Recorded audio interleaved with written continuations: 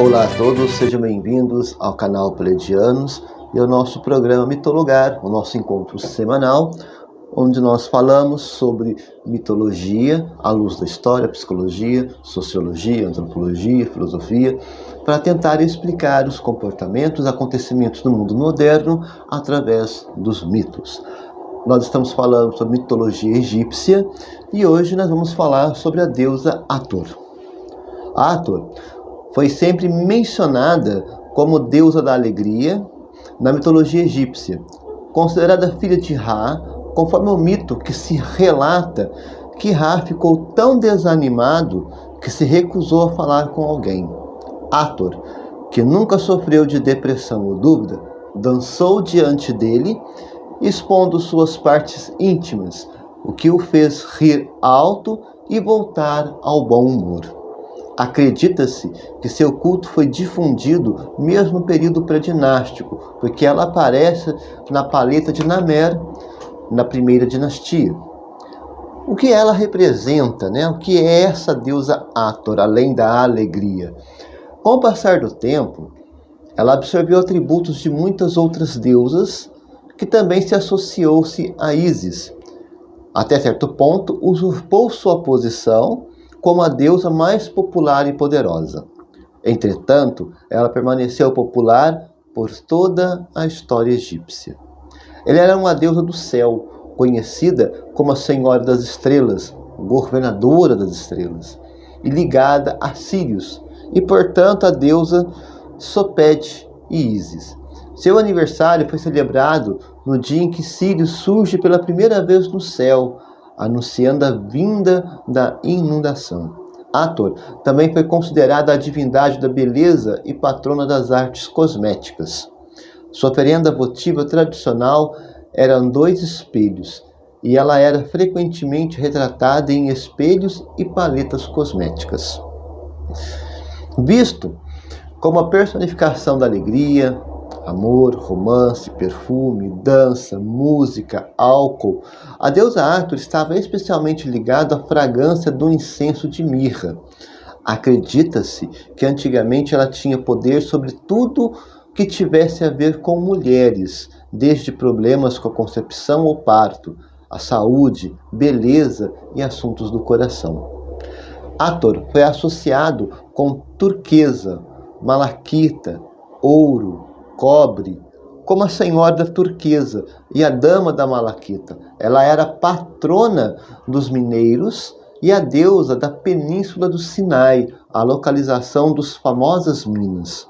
Ela era a patrona dos dançarinos, que estava associada à música percussiva, e particularmente ao sistrum, que também era um fetiche da fertilidade. Ela também foi associada ao colar menite. Então nós vamos começando a observar essas primeiras palavras, que a aproximação da deusa Hathor na sociedade egípcia, ela vem trazendo a questão do amor, da alegria, da felicidade, do prazer, do desejo e as associações do desejo. Desejo de boa roupa, de bom perfume, de bom cosmético, de ouro, prata. Essa questão de você se olhar no espelho e se embelezar, se endeusar. Vamos dizer, de certa maneira, que você está até mesmo no sentido de aquela pessoa que é vaidosa, tem aquele toque da vaidade em se cuidar, em se vestir bem. A vaidade, enquanto você se preocupa com o seu bem-estar físico, emocional, não é errado. A vaidade já passa a ser errado quando você leva isso ao extremismo. Igual as pessoas que não estão satisfeitas, às vezes, com a sua beleza física, acha que não é belo o suficiente, e aí deita na mesa do bisturi, né, para cirurgia plástica, e quer ficar belo a todo e qualquer preço. Esse é um tipo de pensamento destrutivo, né, dessa questão de você se olhar, da beleza, essa questão da vaidade. Então nós temos que ter o cuidado. Então ela leva mais para o lado dessa beleza, né, da sensualidade humana, não cai no extremismo.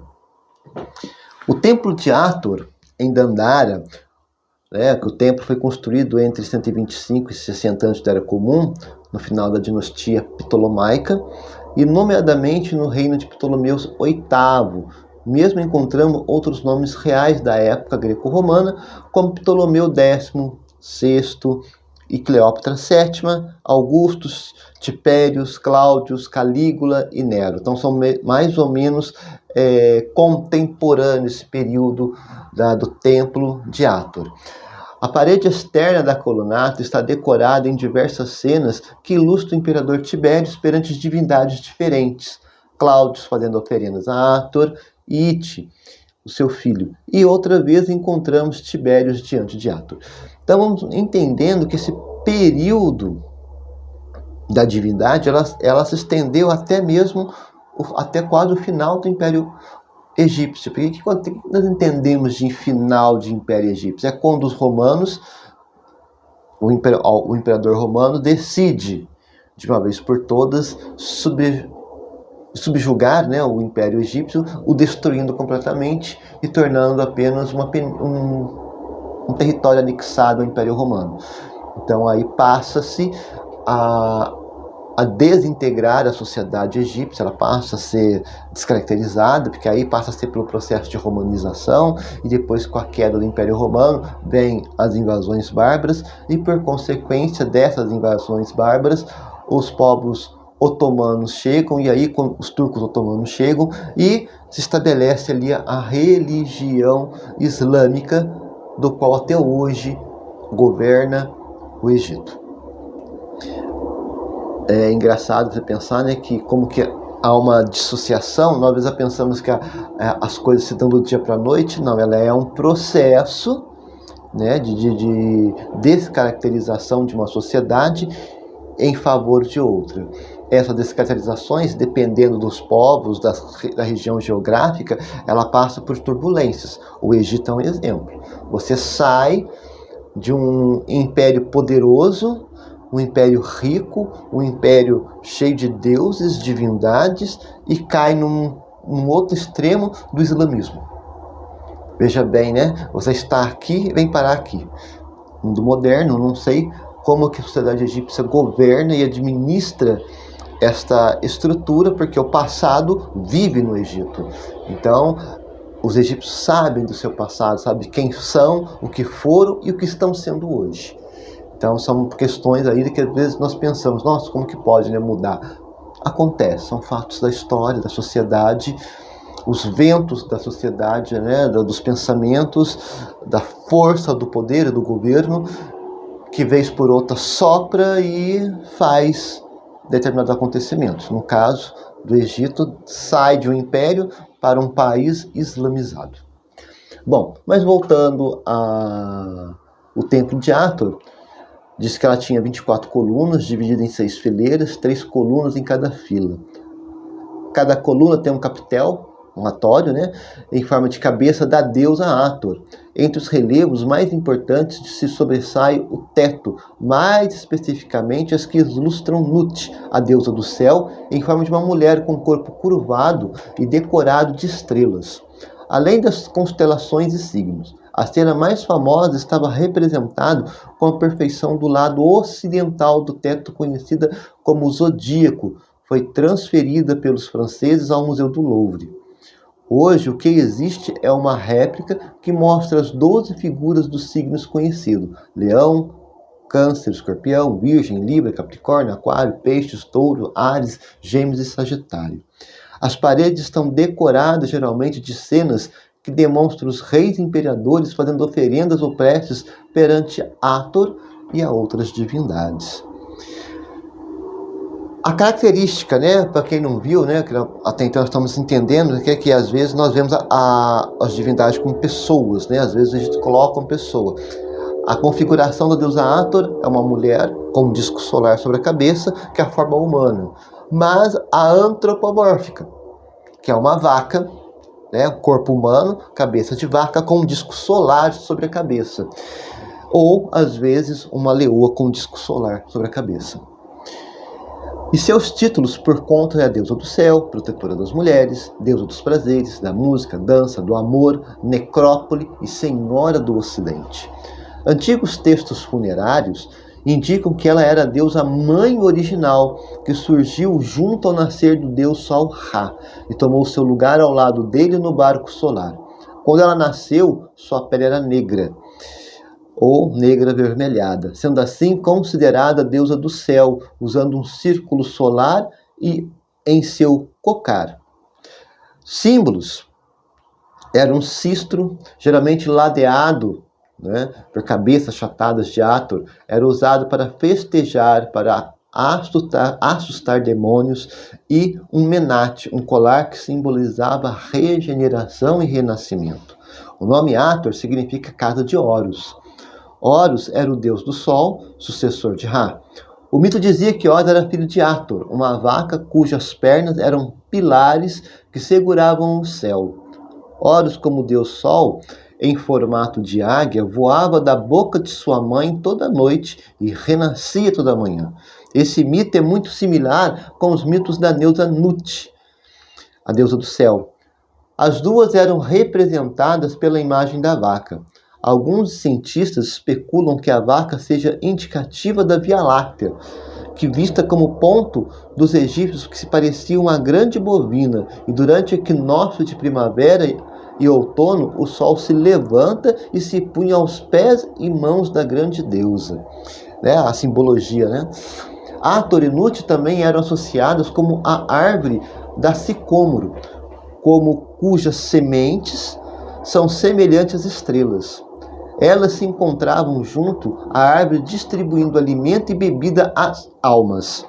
Nos livros funerários, Hathor também era encontrada acompanhando os mortos pelo Tuat, o submundo, e monitorando o julgamento de Osíris.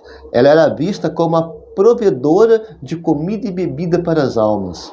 Já em papiros da 21ª dinastia, o seu papel no submundo se expandiu, aumentou, ganhou mais destaque.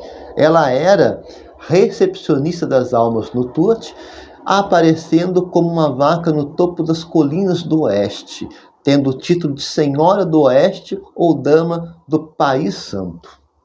Veja bem como que as características vão mudando e vão se misturando, vão se arquitetando de acordo com as necessidades, desejos, anseios humanos, na explicação e até mesmo dessa notória presença da deusa como aquela que conduz, aquela que protege, aquela como mãe e esposa de Horus. Abaixo temos alguns mitos e cerimoniais dedicados a essa divindade. Vejamos. Existe alguma história que fala sobre a destruição da humanidade. Nesse mito, Hathor, filha de Ra, o deus solar, quando foi enviada por ele para se vingar da raça humana, Ra se virou contra sua própria criação quando os ouviu caçoar de sua idade avançada, dizendo: olhe para Ra, ele é velho e seus ossos são como prata, sua carne é como ouro e seu cabelo é como o verdadeiro lápis lazuli. Ra convocou uma reunião com os deuses para discutir a punição devida para o povo.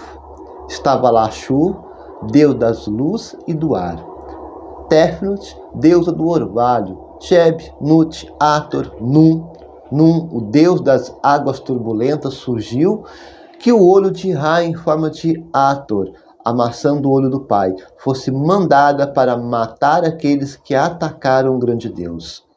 Todos os deuses concordaram com a estratégia e Hathor foi enviada para vingar o pai na forma de Sekhmet, a terrível leoa. Velozmente, a feroz leoa atacou os mortais e, como uma leoa, se deleitou com o massacre. Seu apetite por sangue ficou insaciável, e mesmo depois que Ra já tinha determinado que sua honra já fora vingada, Hathor não pôde cessar a matança. Ra sentiu piedade dos homens, porém seu poder não pôde conter a fúria de Hathor. Foi então que Ra decidiu enganar a leoa enquanto ela dormia. Ele mandou preparar uma imensa quantia de cerveja tingida com mandrágora, uma fruta vermelha com poderes calmantes e afrodisíacos. Quando Hathor acordou e foi resumir o seu massacre, não encontrou homem algum, mas sim a terra coberta pelo líquido vermelho, certa de que era sangue. O líquido da vida ela começou a beber, quanto mais ela bebia, mais ela queria. A embriaguez a acalmou e com isso seu desejo de matar se foi. E ela atendeu o pedido de seu pai para voltar ao seu lado em paz. Depois disso, Ra retornou ao seu reinado e declarou que esse dia seria celebrado na cidade de Amém, no festival do Ano Novo, onde ele garantiria 3 jarros de cerveja para Ator e cada um de seus seguidores. Outro conto é o festival do casamento sagrado. Outro mito celebrado pelos egípcios, envolvendo a deusa Ator, era o mito do festival do casamento sagrado nos tempos de Ptolomeu. O mito do casamento sagrado é um enredo de mais elaborados rituais religiosos, onde era celebrado o reinado de Horus, os antepassados e a colheita das primeiras frutas da estação. Ele começa no 18º dia do 10º mês, quando uma imagem de Ator era levada ao seu templo em Dendera, para uma jornada rio acima ao encontro de Horus e Edfu. A deusa e seus seguidores faziam várias paradas até chegar em seu destino no dia da lua nova, próximo ao fim do verão. Lá eles encontram Horus no mesmo dia em que ele derrota seu inimigo Sete. De lá, o casal navega o canal acima em direção ao templo, cercado de diversas cerimônias, incluindo a cerimônia funerária da abertura da boca e cerimônia da oferenda das primeiras frutas. Horus e Ator passavam a noite no templo do nascimento. No dia seguinte, começava o festival do Berredete, que era um ritual realizado para comemorar a permanência de Horus no poder. A cerimônia consistia de visitas a necrópolis e rituais realizados em nome dos falecidos. Um boi e uma cabra vermelhos eram sacrificados. 4 gansos eram soltos para os 4 cantos da terra, anunciando que Horus possuía novamente as coroas do Alto e Baixo Egito. 4 flechas eram atiradas para os 4 lados da bússola para matar seus inimigos, e versos eram recitados em honra a Horus, o deus Sol. Seus inimigos eram devastados simbolicamente. Estatuetas, os peixes, os hipopótamos e crocodilos eram pisoteados. Os nomes em seus inimigos eram escritos em papiros para todos verem. Seguindo a destruição, os devotos se punham a comemorar, se divertindo e bebendo diante dos deuses. Ator, ou as 7 Ators, também era conhecida na mitologia como as 7 Ators. As 7 Ators eram consultadas pelos deuses e seus seguidores por suas profecias. Elas faziam previsões na hora do parto sobre a vida do recém-nascido, também para orientação em assuntos amorosos e para pegar espíritos perigosos e torná-los inofensivos.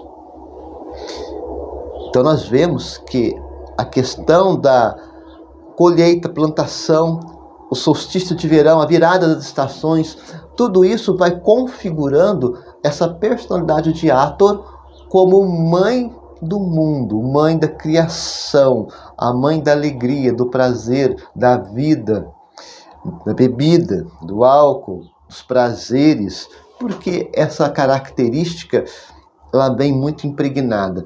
Nós temos que compreender nesse momento que quando nós comemoramos, nós estamos no inverno, né? Eu particularmente, como eu falei para vocês às vezes, né, o inverno para mim é penoso, porque todas as crises alérgicas, respiratórias que um ser humano pode ter, eu acabo tendo no inverno. Já no verão eu não tenho nada, para mim é tranquilo. Então, particularmente, por mais quente que seja os verões no Brasil, que na minha região chega a 35, 38, às vezes 40 graus, com uma facilidade assim impressionante.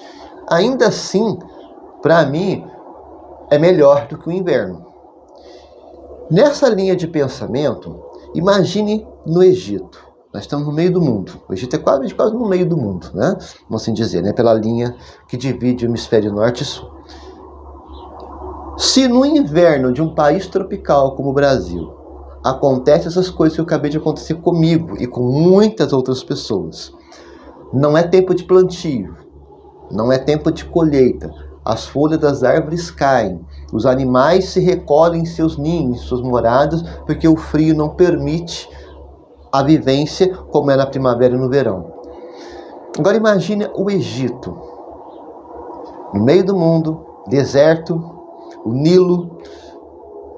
Tudo que nós vemos aqui, lá, as intempéries da natureza no período da estiagem, né, do inverno bruto, do final de outono para o inverno, ele é muito mais agressivo. Tende a ser agressivo, e tende a ser mais penoso, e tende a ser mais custoso. Logo, quando você começa a comemorar o solstício de primavera e o solstício de verão, que começa a vida a florescer, é como se renascesse a vontade de viver, a própria vida ressurge. Eu não sei se vocês conseguem compreender isso, não sei se vocês que estão me vendo e ouvindo passaram ao longo de suas vidas por alguma situação que tira de você a sua alegria de viver. Quando você tira a alegria de viver, você tira o prazer, você tira o prazer do sexo, o prazer da comida, da bebida, do sono, o prazer de uma boa cama, de um bom conforto, de uma boa roupa, uma boa companhia, uma boa conversa. Quando você consegue recaptar essas coisas, se reconectar, é como se você renascesse. Volta a vida a ter significado. Então esse significado é Hathor. Para os egípcios, é Hathor. Ela é aquela que explode a vida, o prazer, a alegria. Por isso música, bebida, os prazeres sexuais e por aí vai. E ainda mais, se nós observarmos a questão de que ela liga o céu e a terra, de onde Horus renasce dela, para governar a terra, o Egito, que é a terra, porque para os egípcios, o Egito era o país dos deuses no mundo. E se duvidar, pode até acreditar que era o único país no mundo, né, governado pelos deuses.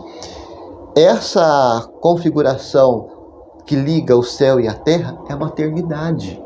Mãe. Quem é mãe sabe. Nós vamos falar assim, nós temos ditado, né? Tem mães que eu ouço falar: fale mal de mim, faça mal para mim, mas não faça para quem eu amo, não faça para meus filhos, porque eu viro bicho, eu viro uma leoa. Essa leoa, esse singulamento, essa analogia da leoa está intimamente ligado a Hathor. Por quê? Porque ela é mãe. Ela é aquela que cria, ela é aquela que dá a luz, que cria, que cuida, que leva à germinação da vida. Aquela que muito mais do que simplesmente gerar a vida, ela cuida, ela apacenta, ela defende.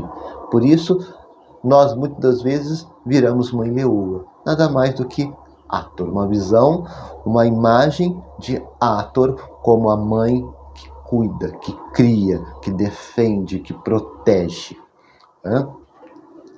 E nessa linha psicológica, nós vamos ver que as características de Hathor, elas vão nos relevando os aspectos mais profundos da psique humana e das forças que moldam as nossas emoções e comportamentos.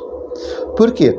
Como eu falei, uma mãe que se vê o seu filho em perigo, ela vai defendê-lo, está instigando na mulher o seu instinto maternal. O instinto mais puro, mais arraigado à sua natureza humana. Da mesma forma, podemos analisar outras emoções que estão intimamente ligadas à nossa natureza humana. Desejo e satisfação sexual. A satisfação de comer um alimento saboroso que te traz prazer, alegria, a alegria da bebida, a alegria da musicalidade, de tocar, de cantar, a alegria do festejamento, né, de festejar, de fazer festas. Tudo isso são recorrentes a nossos instintos primitivos. né, os mais profundos, e que trazem significados para o nosso ser e existir como pessoas. Eu costumo dizer para as pessoas que a alegria ela é uma construção de uma série de pequenas, médias ou grandes coisas que se juntam e somam-se como resultado alegria.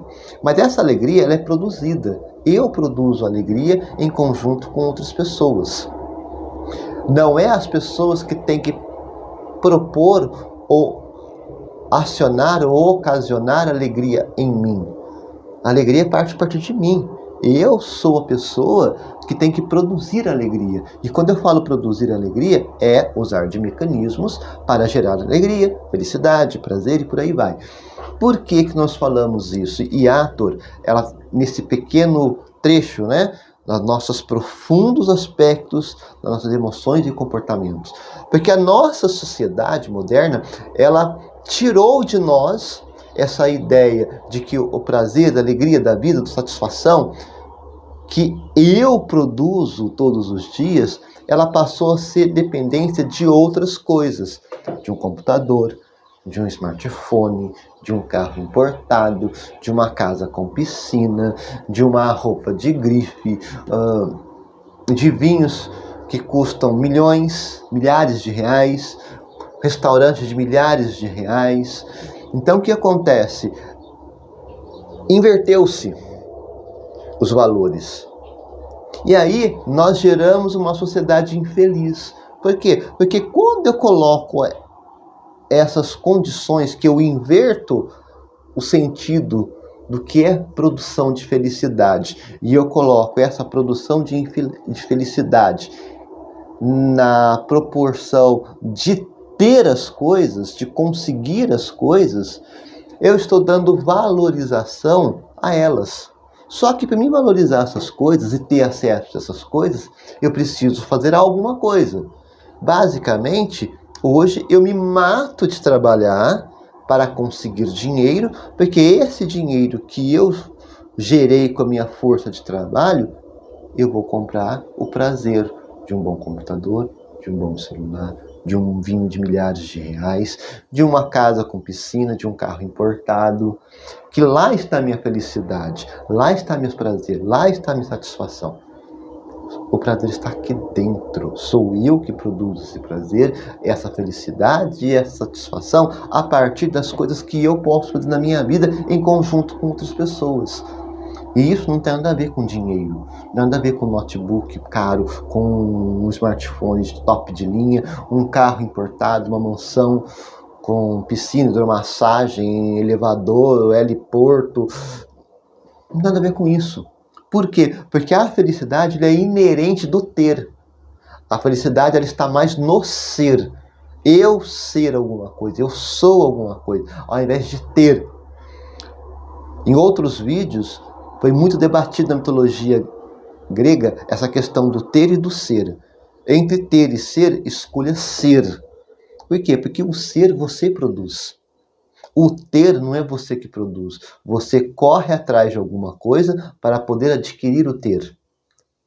Enquanto que o ser depende de você. Você mesmo que corre atrás da produção desse ser. Por isso que a felicidade ela está no ser. Por isso que as emoções e comportamentos mais profundos da nossa humanidade. Isso é Ator. Ela mostra, e esse lado vaca, animal, é exatamente mostrar essa profundidade da nossa psique, o mais ligado à nossa natureza humana, que ela sai das vestes, ela sai da roupa de marca, ela sai do carro importado, ela sai da mansão, ela sai de tudo isso. Tudo isso é dissociativo. E é associativo o ser, aquele que pensa, que vê, que ouve, que fala, que sente. E através de todas essas sensações, você produz alegria e prazer, satisfação, em conjunto com outras pessoas. Bom, esses elementos vão surgir uma conexão simbólica com o instinto materno, já comentei, e com o aspecto nutridor e acolhedor da feminilidade. Então nós pegamos o lado feminino da mulher, no primeiro momento, como mãe. Aquela pessoa que sabe que é carregada, imbuída da maternidade, do ser mãe, viver mãe, conter mãe, pegar, sentir, olhar, cheirar mãe. Né? Quem é mãe de verdade, aquela que ama o teu filho, ela entende perfeitamente o que é isso. A mãe, quando ela ama o teu filho de verdade, ela cheira, ela vê, ela ouve, ela fala, ela percebe. As percepções, as psiques é de mãe, é uma outra forma, uma nomenclatura totalmente diferente de ser mulher. Mulher por mulher somente. A mulher, ela tem um tipo de coisa. Agora, a mulher mãe, ela é infinitamente maior. Porque o ato de ser mãe, o amor que ela tem pelo filho ou pela filha, ou os filhos, transcende a natureza humana. Ultrapassa essa questão, esse invólucro carnal que nós estamos. Quem é mãe sabe o que eu estou dizendo. Eu espero que vocês estejam compreendendo, porque quando nós falamos de Hathor como mãe, da mulher mãe, do feminino mãe, é uma coisa que ultrapassa muitas das vezes a nossa psique. Porque às vezes nós pensamos assim, eu vejo às vezes alguns comentários na internet de alguns textos ou de algumas coisas que muitas pessoas às vezes ficam indignadas. Igual eu virei e falei assim, nossa, aconteceu um massacre dentro da penitenciária, as mães estão lá fora chorando, desesperadas por causa dos seus filhos, que quer que faça justiça, o que está acontecendo com o filho, que não sei o que, coisa e tal. Aí tem aquelas pessoas, mas por que está chorando? Eu tinha chorado antes. Não de chorar agora, chorado antes para poder evitar que o filho estivesse lá dentro. Se tivesse sido mãe de verdade, cuidado, educado, o filho não estaria lá dentro. Você está chorando agora por quê? Porque morreu um marginal? Porque morreu um bandido? Sinto muito. Só que as pessoas não entendem essa questão de ser mãe. Para a mãe, o filho sempre será filho. Não importa se ele é um marginal, um assassino, um estuprador, um ladrão, seja o que for. Ela não olha para ele como um ser mau caráter, ela olha como filho, como filha. Portanto, aquela pessoa ela sofre na carne o ato de ser mãe.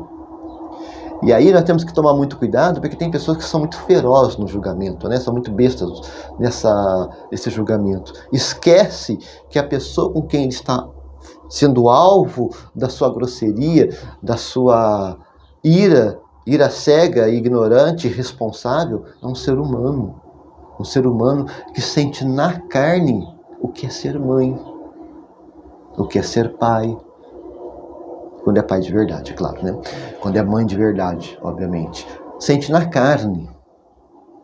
Porque ela sabe que aquela pessoa que está lá dentro, por mais que tenha cometido os erros, é carne da carne dela, é sangue do sangue dela, saiu dela, foi gerado por ela, criado, cuidado, amamentado, amparado. Não tem como dissuadir uma mãe de ter o filho por causa das coisas erradas que ele fez ou deixou de fazer. Ele sempre vai ser filho e ela sempre vai ser mãe. E aí entra a questão da racionalidade. Eu sou mãe, meu filho está pagando por algo de errado que ele fez? Está, mas não é porque ele fez algo de errado que ele deixou de ter uma mãe. Ele deixou de ser filho? Não, ele continua sendo filho. Estando encarcerado ou não, ele continua sendo filho e continua tendo uma mãe. Então, essa questão de maternidade, ela se sobrepõe a toda e qualquer razão. Por isso, tem que tomar muito cuidado. Eu observo as pessoas, conforme as coisas acontecem, eu fico observando assim, tem alguma coisa errada nesse negócio que as pessoas não estão conseguindo observar, não estão conseguindo interpretar, não estão conseguindo olhar com um olhar materno, um olhar racional, humano sobre esses quesitos. E aí Hathor mostra exatamente isso. Então Hathor era uma dualidade, gente, de pessoas, de força, da natureza, do amor, da alegria, são forças. Essas forças todas, elas gerenciam a nossa existência. Quem eu sou, hoje, amanhã, ontem, daqui a 10 anos, daqui a 50 anos. Então nós começamos a observar que tudo isso vira em torno da alegria de existir como pessoa.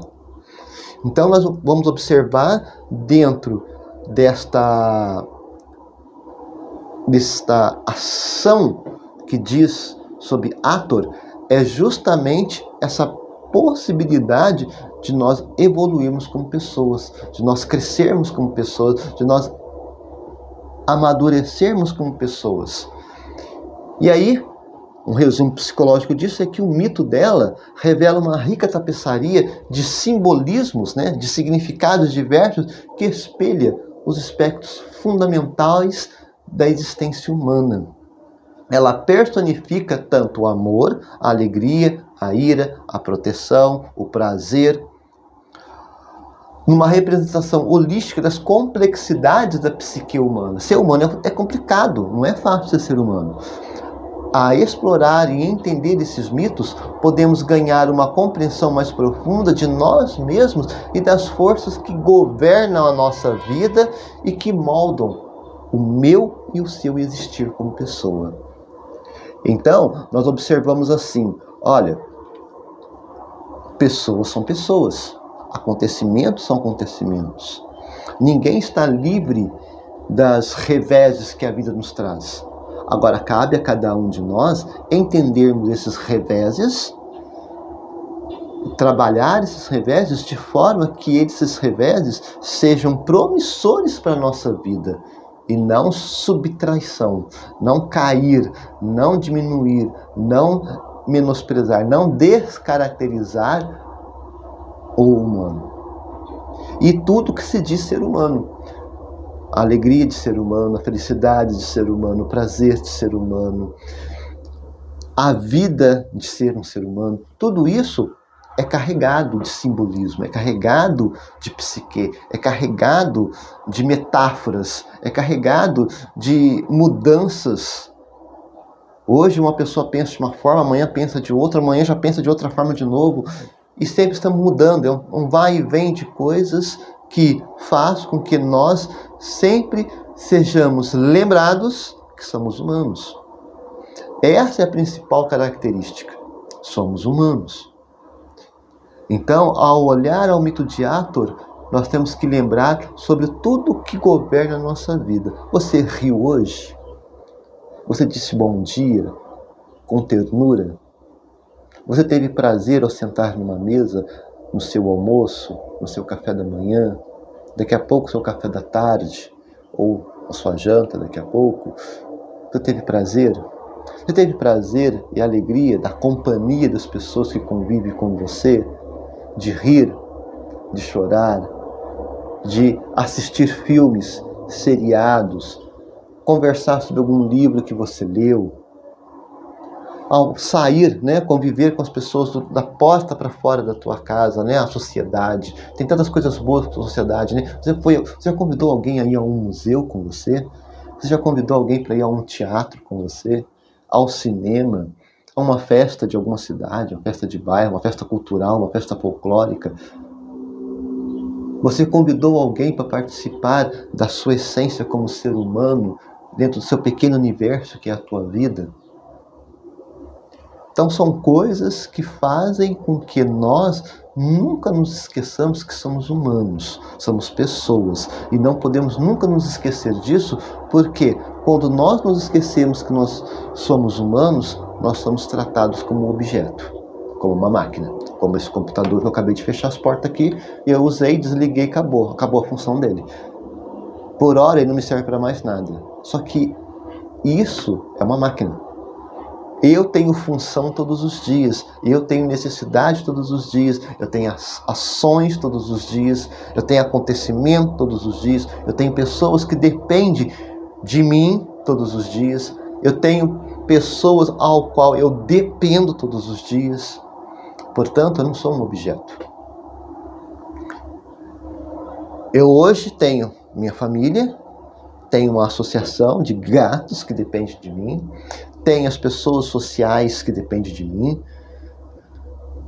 Então eu tenho que buscar o quê? Me entender como ser humano, buscar a alegria de ser humano, o prazer de ser humano, para estar junto a essas pessoas e mostrar beleza, mostrar alegria, mostrar que o mundo pode ser melhor. Que o mundo, nessa multifacetação de ator, que é a nossa multifação, nossa várias facetas, possam mostrar às pessoas a alegria da vida, que a vida pode ser muito mais do que é, muito melhor do que é, muito mais agradável do que é, muito mais satisfatória do que é. Em vista do que as pessoas andam pensando, imaginando de um mundo ruim, de um mundo egoísta, de um mundo que está indo ladeira abaixo a cada nascer de sol. Não. São reversos da vida. Assim como tudo na nossa existência. Tem dia que tá bom, tem dia que tá ótimo, tem dia que tá mais ou menos, tem dia que tá ruim, tem dia que tá péssimo, tem dia que não tem nem classificação para dar de tão desastroso que está. Mas são reversos da vida. Não é uma constância.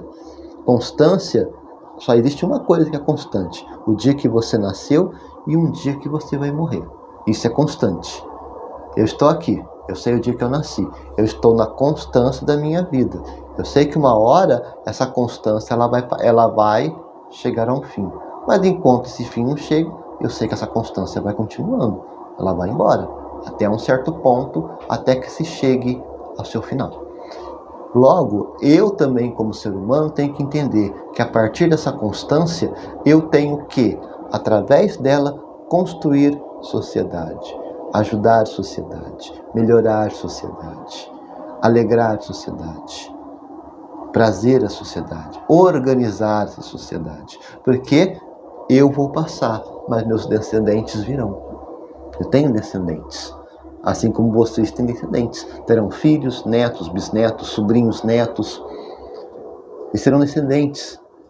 E aí, esses descendentes, eles vão herdar o que de você? Vão herdar o que de mim? Um mundo ladeira abaixo ou um mundo ladeira acima?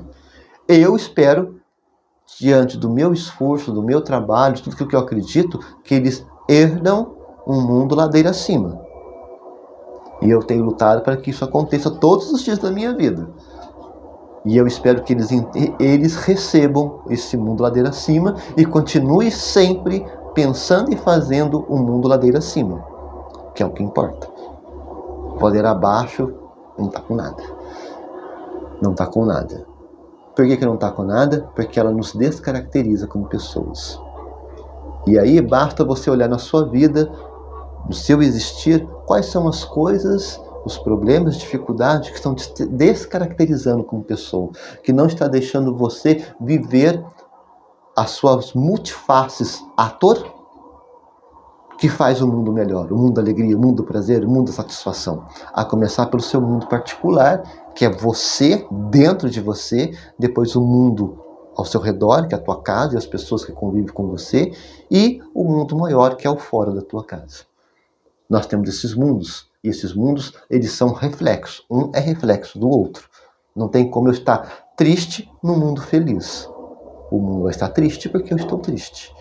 Se eu estiver alegre, o mundo será alegre, porque eu estou espelhando. Eu estou espelhando isso. Então vem do meu mundo, do meu micromundo, que vem de dentro de mim, para o meu mundo pequeno, que é a minha casa, onde eu habito, as pessoas com quem eu convivo, minha família, meus amigos, e aí eu vou para o mundo fora de minha casa, que é o mundo todo, dentro de seus segmentos, que vai crescendo esse mundo, né? Como que eu faço essa alegria? Como que eu faço essa satisfação? Como que eu faço esse amor? Como que eu faço esse prazer se multiplicar? E acima de tudo, como que eu faço as pessoas se enxergarem a cada dia mais humanos, mais humanas? Ser humanizado nunca vai ser um problema. O problema é não ser um ser humano. Porque aí nós viramos bestas. E como bestas, nós somos devoradores de bestas. E aí, realmente, aí é o mundo é ladeira abaixo mesmo. Aí nós temos que observar como no mito que o Ra manda Ator destronar, devastar a humanidade por conta desses reveses. Ator, ela passa a ser um lado agressivo na nossa vida quando o mundo está ladeira abaixo. Um mundo governado por bestas é um mundo de caos. O mundo de caos é um mundo de violência, de morte, de destruição, de finalizações destrutivas. Portanto, é o lado agressivo de Ator que se manifesta. Não deveria. Deveria manifestar-se o lado amoroso, o lado maternal. o lado feliz, o lado alegre, o lado do prazer. Mas quem faz isso é você e eu. Todos os dias, todas as horas, nós temos que sempre lembrar que o dom de estar vivo tem que suplantar toda e qualquer tipo de coisa ruim. Porque basta perguntar, quantas pessoas não gostariam de estar no seu lugar, na sua vida? Quantas? Basta você dar uma olhadinha para a esquerda, para a direita, e você vai ver que existem muitas pessoas que gostariam de estar no seu lugar. E seriam extremamente felizes se estivessem no seu lugar. Então seja feliz. Produza felicidade, produza prazer, produza alegria, para que o mundo seja um produtor de alegria, de prazer e de felicidade. Bem, falamos hoje sobre esta grande e miraculosa deusa Hathor. Eu espero que vocês tenham gostado e encontro vocês na próxima semana, no nosso próximo encontro aqui no canal Pleiadianos, no programa Mitologar. Um forte abraço a todos.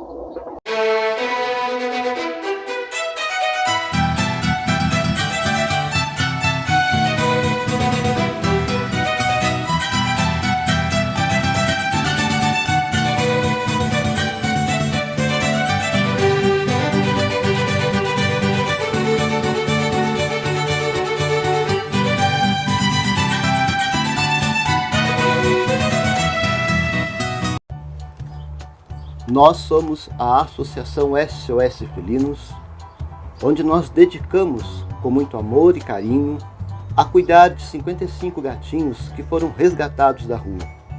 E através de sua inestimável ajuda, estamos conseguindo dar a esses bichinhos muito amados um lar, alimento, remédios, veterinário, além de muita atenção, cuidado e imenso amor.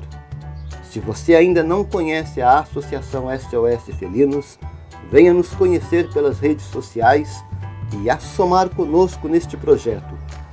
A Associação SOS Felinos, juntos para um mundo melhor para todos.